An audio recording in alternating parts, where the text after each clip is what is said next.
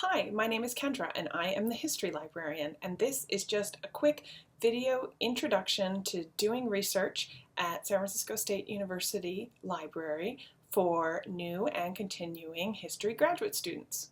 One of the first things to talk about is the SFSU library versus the UC Berkeley library, because a lot of you may be already going over to UC Berkeley to do your research or may feel like you need to go over to UC Berkeley to do your research. We don't have everything here at SFSU, but we do have a lot. Books, journals, online research databases, primary sources, and most importantly, we have a fabulous interlibrary loan system. So for everything other than original primary sources, we can generally get it for you for free anywhere between 24 hours to a couple of weeks. So you should know you don't have to go over to UC Berkeley to get library material unless you want to. It is good to know about your options for using UC Berkeley's libraries. The most important thing being that you can buy a 6-month library card at a reduced rate. Since you're a CSU student, the reduced rate is $25, and that lets you check out books. However, it does not get you off-campus access to their research databases. Anybody can walk into their main library, Doe, Moffett Library, and use their research databases. You don't need a library card. So you only really want to buy a UC Berkeley library card if you'd like to check out books directly from them. Here's a quick shot of the SFSU library website where you can get to all of our different research resources as well as information about the library, getting help, etc. And I just want to talk about a couple of different things that you'll want to know about. The most important link off of the library website is the link to research help, because that's where you'll find our guides to doing research for specific subjects. These are guided tours through doing research, and there are 2 really detailed guides that will be very helpful for you for your history research. Research guides. History primary sources and secondary sources. And there are some links to some other guides that may be useful as well. Both guides have a section for graduate students, and it might be worth checking this out. It talks about some of the basics of things you need to do to get set up and get started to use the library, and has links to all of the different information that I'll be talking about in this video. The secondary source research guide has information on how to find books, journal articles, lots of other types of information, dissertations, etc. In terms of finding books, you'll do that using OneSearch, which is the library's main search tool, and it allows you to find books here from SF State, as well as books you can borrow for free from other CSU libraries. The Journal Articles tab has a lot of different information on ways to find journal articles, and specifically will link you to the list of all of our different history databases. We have a number of history databases that cover both secondary and primary sources. I just want to talk really quickly about a couple of different databases to use. A lot of history students get started by searching JSTOR, but I want to make sure that you understand JSTOR's limitations and that there are actually more comprehensive and therefore more efficient databases for you to search. So for those of you who are fans of JSTOR, this bit's for you. If you imagine that this image shows all of the journals published in history, the problem with JSTOR is that it actually only has access to a small number of these. They are some of the more important journals in history, but the problem is there are many more journals that you just don't have access to. Furthermore, JSTOR is always missing the most recent couple of years of any journal. So other journals and recent issues simply won't come up when you search JSTOR. So it's very important to move beyond JSTOR and use some of the more specialized history databases that are much more comprehensive. So if you are studying U.S. history, you'll want to search America History and Life.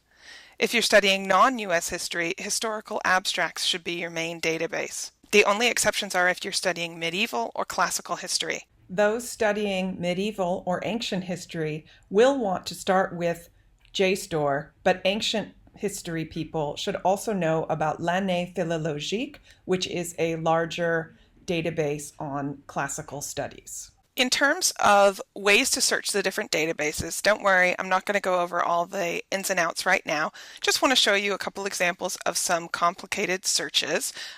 If this kind of searching looks familiar to you, using the asterisk to find different word endings, giving the database options by or, using the different search options like limiting your search to just scholarly journals or searching in a particular historical period. And if you're familiar with the ways to search specific details of an article, most particularly searching by subject, then you're good to go. If any of this stuff doesn't look terribly familiar to you, get in touch with me, and I'd be happy to sit down and talk with you for a couple of minutes and show you some advanced search techniques that will really save you a lot of time. In terms of finding primary sources, there's a whole research guide that goes over how to do that, and I recommend spending some time getting to know the resources on this guide. What you'll find is that if you are looking for resources for ancient or medieval history, you'll want to take a look at the time period options. And there you'll find links to all kinds of digitized primary sources, books with primary sources, databases at other universities. However, if you're researching anything from about the 16th century onward, you're going to want to look at geography. And there you're going to find detailed lists based on geography that go over how to find digitized newspapers and magazines, all kinds of different online collections of historical documents. Again, how to find books that have reprinted primary sources and databases from other universities.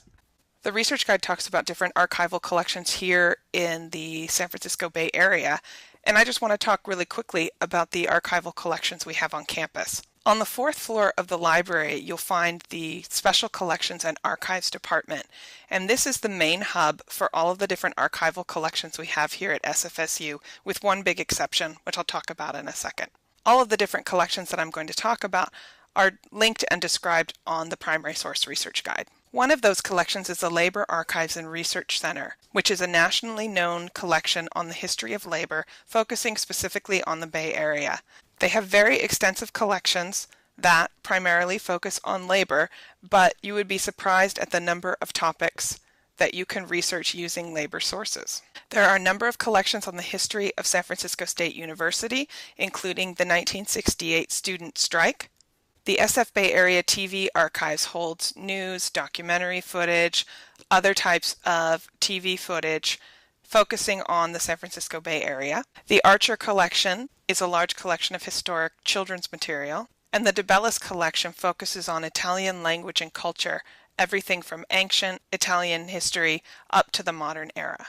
Again, all of these collections can be accessed from the Special Collections and Archives room on the 4th floor of the library. The one exception is the Sutro Library, which is an independent library housed inside the SFSU Library building on the 5th floor. This is an extensive research library that has really rich collections in a number of areas.